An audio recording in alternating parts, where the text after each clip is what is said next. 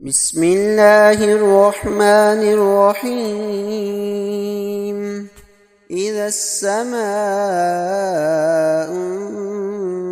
انشقت وأذنت لربها وحقت وإذا الأرض مدت وألقت ما فيها وتخلت وأذنت لربها وحقت يا أيها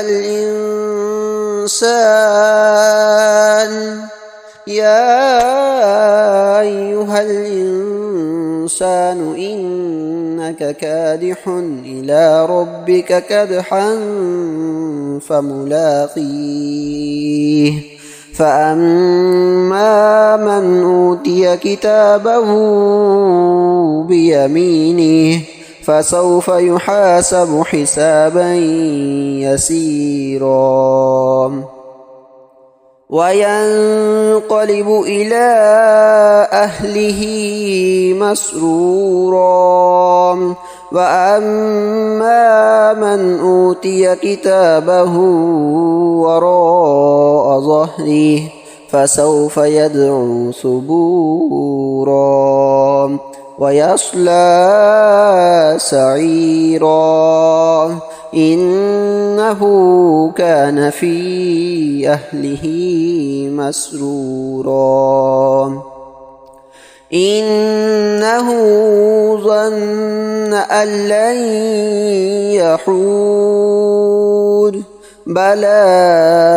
إن ربه كان به بصيرا فلا أقسم بالشفق